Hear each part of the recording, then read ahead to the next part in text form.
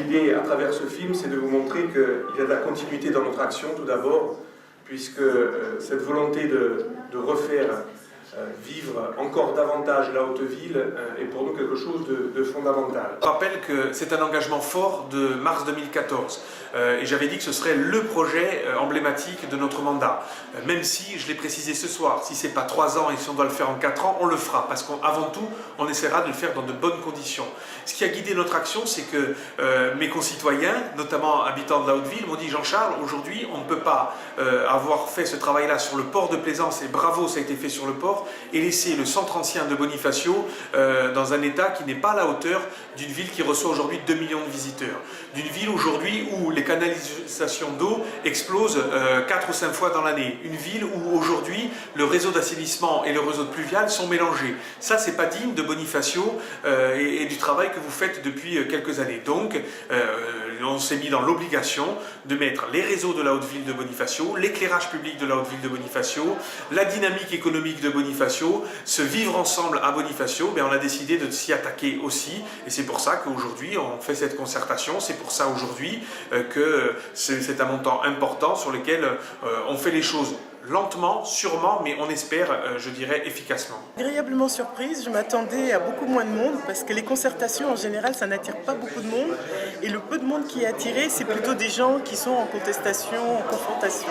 Or aujourd'hui c'était très constructif et la centaine de personnes et leurs questions étaient pertinentes et tout à fait légitimes et ça va nous aider à enrichir notre diagnostic et ensuite notre démarche de projet. Oui. L'important pour nous c'est d'arriver à concilier un maximum d'intérêts qui paraissent au départ très contradictoires. Je l'ai dit tout à l'heure, je le répète, les gens qui vivent à l'année, les gens qui y commercent, les gens qui viennent en visiteurs, et effectivement, quelle époque de l'année, qu'est-ce qu'on maintient d'un Bonifacio qui a des centaines d'années. C'est vrai que pour nous c'est important de sauver notre identité. On a vu pas mal de centres anciens qui ont été refaits sur le continent, on se dit que bon, on ne voudrait pas être comme partout ailleurs, on veut garder notre identité bonifacienne, parce que c'est ce qui fera notre charme, c'est ce qui fera notre attractivité pour les années à venir, sachant que on sait très bien que le Bonifacio balnéaire ne peut pas constituer, je dirais, la pierre angulaire du développement économique. Il l'est aujourd'hui, mais si on veut réussir cet étalement de la saison qui aujourd'hui à Bonifacio est quand même, on est déjà à 8 mois et beaucoup de villes en Corse nous envient ces 8 mois, mais nous sommes convaincus que cette qualité que nous avons aujourd'hui intramuros et notamment sur la Haute-Ville qui est l'âme de Bonifacio, ce qu'elle a toujours été, on doit réussir le Bonifacio que nous avons présenté ce soir où on avait du monde, où on a eu des gens attentifs, des gens qui avaient l'air intéressés et c'était déjà une première victoire pour nous et je crois qu'une première victoire pour Bonifacio. Un projet qui est qualitatif, mais toujours en restant fidèle à l'identité et à l'image de cette ville qui est vraiment très caractéristique. Alors la difficulté particulière de Bonifacio, c'est que c'est Bonifacio, avec toute une historique, une ville où énormément de choses classées, énormément de choses précieuses, et également la structure urbaine, la morphologie urbaine de Bonifacio, des petites rues étroites, des murs qui sont presque à touche-touche, donc la façon d'intervenir là-dessus est très particulière, va être très très sensible. L'autre élément, c'est l'occupation de l'espace public à Bonifacio, où entre le magasin ou le café et la terrasse de café et la rue, le trottoir, on ne sait pas où est la distance.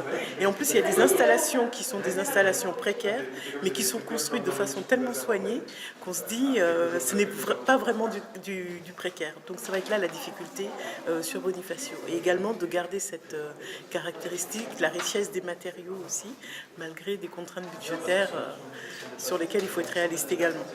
Nous estimons aujourd'hui que le retour que nous avons de notre expérience est un retour positif au service de tout un chacun, même si ça a nécessité pour tout un chacun de faire un effort supplémentaire, parce qu'il n'y a pas de solution miracle.